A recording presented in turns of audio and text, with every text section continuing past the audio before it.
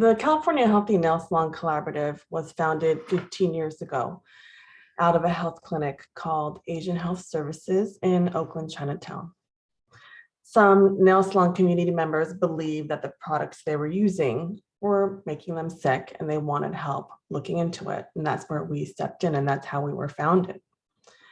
We were focused on supporting the community through a justice lens, environmental justice, worker health and safety, and immigrant women's health. And over the years, as trust was built between us, they started to share more concerns. To us, we always knew that a manicurist is more than someone who just does nails. The intersection of identities that a nail salon worker holds is there's multitudes of identities, right? A woman, immigrant, refugee, parent.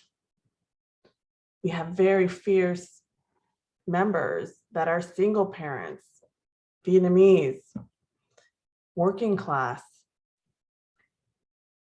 English language learner, queer, caregiver, small business owner. So as members started sharing important issues that were impacting them, it led us to also expand our work. And as the great late lesbian Black poet Audre Lorde said, there is no such thing as a single issue struggle because we do not live single issue lives.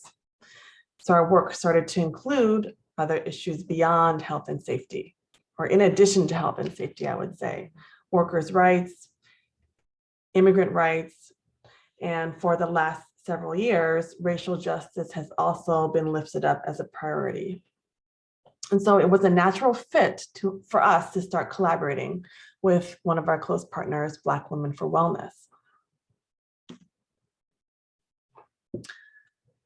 Our organization and Black Women for Wellness, we share similar values. We know that structural racism pits communities of color against one another.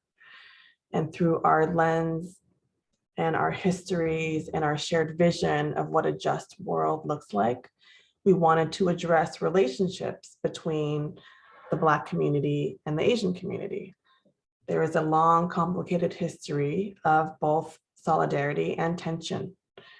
And there have been fractures that have been created between the communities because of structural oppression, because of white supremacy. So what work have we done to address this? Since 2010, we've collaborated to promote the dignity and lives of Vietnamese and Black workers. We've organized Black hairstylists, Vietnamese manicurists to advocate for safer personal care products. Our members have been to Sacramento together, to Washington, DC together, to really educate policymakers about the beauty industry and targeting women of color who are then disproportionately impacted and exposed to harsh chemicals in nail and hair products, and the outcomes that we learned and have been learning and talking about this week. In 2018, in response to an increase in violence in nail salons between Asian nail salon workers and Black customers, we co-released a translated solidarity statement that, one, condemned anti-Black racism in nail salons, two, lifts up the idea of community safety, three, calling attention to structural racism, and four, sharing our commitment to community dialogue and racial solidarity. Can you all see my cat? Okay, she's like about to bite me right here. So for our work in our organizations, there was a sense of urgency around developing really more intentional shared programming, talking about race, especially over the last few years with the murder of George Floyd, the rise in anti-Asian racism, and including the murders of Asian massage spa workers in Atlanta in March of 2021.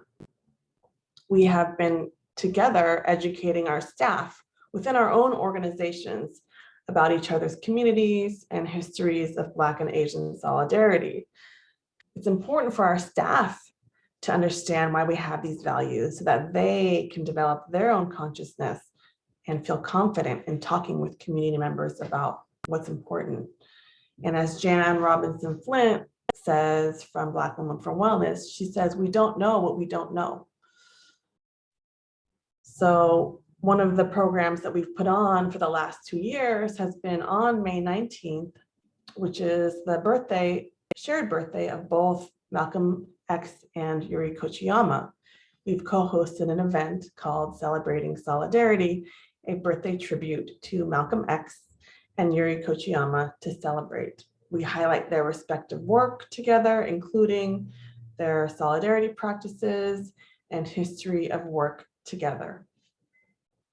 This event has included short quizzes, historical analysis, and interactive discussions.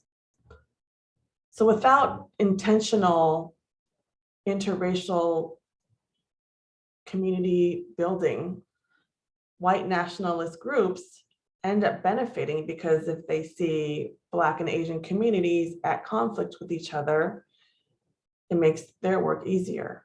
And so this is how we, as women of color-led organizations, are addressing the overall problem of systemic racism and white supremacy together.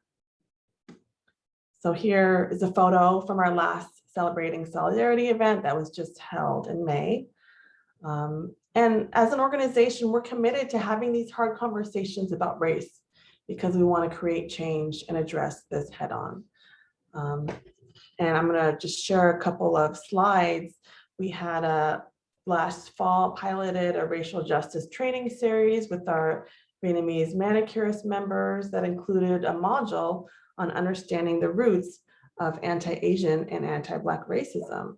So, and here's just a couple examples of the slides that we're showing in these trainings, which are really powerful to me personally to see these photos and images of Black history that really are translated into Vietnamese. Okay, I need to pause and move my cat because she is upset that I'm not giving attention to her. All of you fellow cat owners know what I'm going through. Okay. So here's a slide on the civil rights movement. Here's another slide on Black power. And so in closing, really, I believe that salons are at a unique site of cross-racial interaction, where customers are literally in the hands of their Asian and Black manicurists and hairstylists for long periods of time.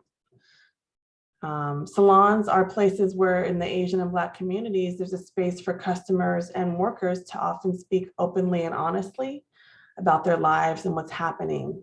And we know that racial tensions continue to exist, and we are committed to working with the community to promote understanding and healing.